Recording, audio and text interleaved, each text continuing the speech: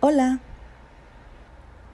hoy es el mes de conmemorar a la comunidad sorda y hoy voy a entrevistar a mis papás. ¿Cómo se llama?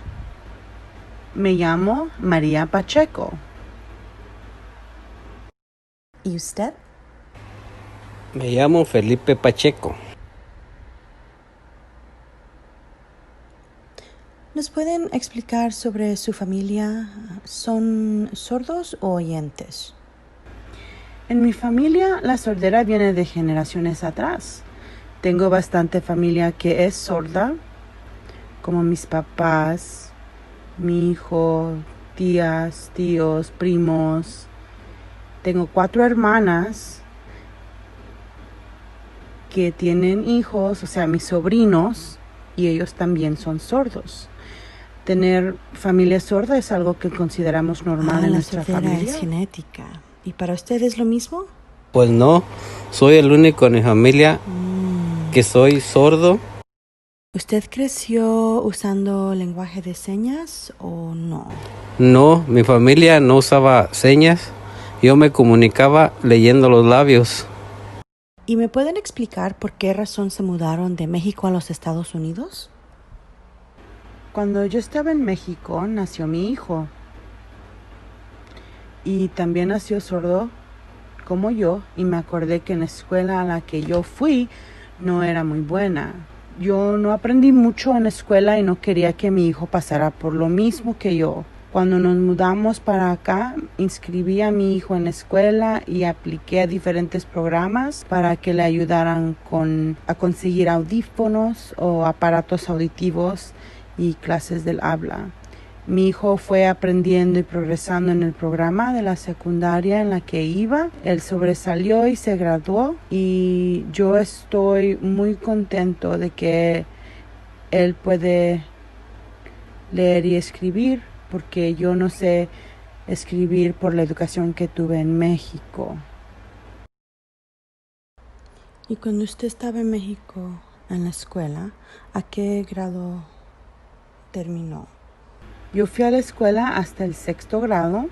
Después fui a un programa de 2 años donde aprendí a coser.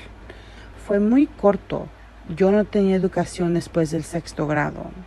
No tenía la educación secundaria o universitaria. La educación en México no fue buena. Aquí sí tienes una buena educación. Y usted había dicho que cuando se vinieron para acá su hijo estaba en la escuela y recibió ayuda para los audífonos o aparatos de asistencia auditiva. Sí, así fue. La escuela me ayudó con la transportación para los aparatos a escuchar y poner en otras actividades como deportes, los cuales él disfrutaba. ¿Y usted en México usaba el lenguaje de señas mexicanos? ¿Sus papás y otros familiares también eran sordos? Así que usted estaba acostumbrada a usar el ESM, que es el lenguaje de señas mexicano. ¿Y cómo fue a tener que aprender otro lenguaje cuando se mudó para los Estados Unidos? Sí, como por el lado de mi mamá, muchos somos sordos, usábamos el lenguaje de señas mexicanas. Lo que pasó fue que mi hermana vino de los Estados Unidos y cuando regresó llegó usando señas diferentes. Ella enseñaba usando el lenguaje de señas americanas. Ahí empecé a aprender algunas señas como sorry, perdón, o excuse me, disculpa. Y ya después me mudé para acá y aprendí más cuando tenía que ir a las juntas de la escuela de mi hijo. Y allí me aprendía unas señas, luego le preguntaba a mis amistades qué es lo que significaban y me lo explicaban. ¿Fue lo mismo para usted? No, fue Fue diferente. diferente. ¿Y cómo? Ella fue enseñándome las señas poco a poco. ¿Me puede explicar a usted cómo... ¿Me puede explicar sobre su habilidad de usar señas en comparación de mi papá? ¿Cómo crecieron diferente y cómo fue que eso les afectó? Como en mi familia, habemos muchos sordos, estamos acostumbrados a usar señas. Para él fue diferente porque él creció siendo el único sordo en su familia. Él tenía que depender de la comunicación oral y gestos. Cuando nos casamos, su familia no nos entendía. Lo que pasó fue que por tanto tiempo intentaron comunicarse con él oralmente, que él ya no les prestaba atención, movía la cabeza diciendo que sí, sin entender. Le expliqué que debería de prestarles atención, pero él lo seguía ignorando. Entonces fue la diferencia por su origen familiar, cómo se criaron.